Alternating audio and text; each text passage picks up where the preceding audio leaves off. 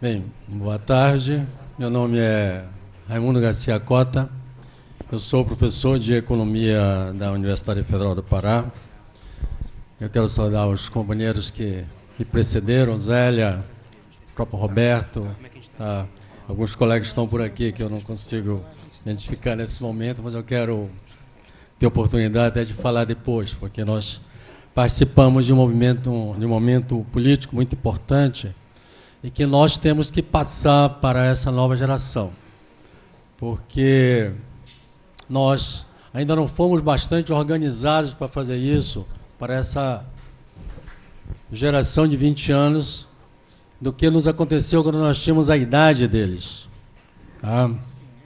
Eu sou dessa geração, a gloriosa geração 68, já foi muita coisa escrita, né? Mas nós precisamos dizer dessa nossa participação nesses movimentos que aconteceram nesse ano e, naturalmente, quando nós éramos estudantes secundaristas nos anos anteriores. Eu queria dizer o seguinte, nós somos da geração pós-46, da Constituição de 46. Então, nos nossos 20 anos, nós estamos imbuídos da ideia da democracia trazida por aquela geração anterior. Então, quando acontece o golpe, para nós, o que nós tínhamos vivido nos anos anteriores? Vamos colocar a vitória da seleção de 58, o governo JK, até, vamos dizer, a vitória de 62, que não foi tão gloriosa para a nossa seleção, mas todo aquele movimento artístico daquele momento, nós vivíamos a euforia das nossas escolas, onde nós tínhamos teatro, nós escrevíamos. Então nós esperávamos o mesmo Brasil que nós estamos vendo de hoje, talvez, entende? Um Brasil grande. E subitamente vem o golpe de 64. Aquilo nos tolhia todo o nosso futuro. Então, para a nossa geração, eu digo que foi o quê? Era inconcebível nós admitirmos um regime criado ilegalmente e legitimamente. Foi essa a pancada no nosso futuro. Nossa rebelião foi exatamente para responder de forma contundente à afronta que tinham feito contra nós, a quebrar a nossa perspectiva, a quebrar o nosso futuro. Então, notem, em 68 nós ocupamos todas as universidades do Brasil. Nós dormíamos nessas universidades. Nós organizávamos o nosso jornal. Na escola de economia, nós criamos até uma boate. Criamos uma boate em que a parte de fora era festa, ou seja, quando a milicada chegava lá, a festa estava correndo lá fora e nós estávamos fazendo subversão lá dentro.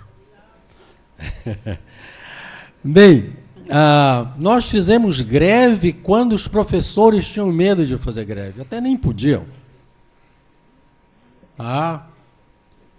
Então, notem, agora, por exemplo, nós professores, agora eu sou professor, estou em greve, por sinal amanhã vou votar pela continuação da greve na UFPA, vocês aí estudantes aí podem saber, eu sou do comando da greve. Então, notem, ou seja, eu estou fazendo uma prática que eu fiz desde que eu tinha 20 anos, agora eu tenho já quase 70, mas continuo e estou dando exemplo até para meus colegas fura-greve. Então, agora, a minha atuação foi até quando eu me formei, em 72, 73 eu fui embora daqui para o Rio de Janeiro, onde eu fui atuar no movimento sindical. Lá, naturalmente, eu fui preso, mas já é assunto do Rio de Janeiro. E eu teria que contar os detalhes disso aí, mais em particular, se a comissão quiser. A minha atuação aqui está registrada num jornalzinho que nós estamos tentando publicar, que tem bastante informação, que é esse jornal mencionado pelo Roberto Corrêa, que é o Papagaio. Agora, notem, a minha atuação no jornal está registrada porque a maioria dos artigos estão assinados com o meu nome. Aí a pergunta é, pô, se você assinou seu nome, por que você não foi preso como Roberto, a Luiz Leal, o Alex Turenko? Bem, a única explicação razoável, Roberto, depois eu fui analisar, é porque a minha célula era uma célula anarquista. Tá? Como os militares provavelmente nem sabiam que era isso, tá? Aí nunca fui chamado nem para depor. Tá? Mas, ou então eles me achavam radical demais e não merecia ser ouvido. Eu termino aqui dizendo o seguinte, que a ditadura atrasou o nosso país por 20 anos.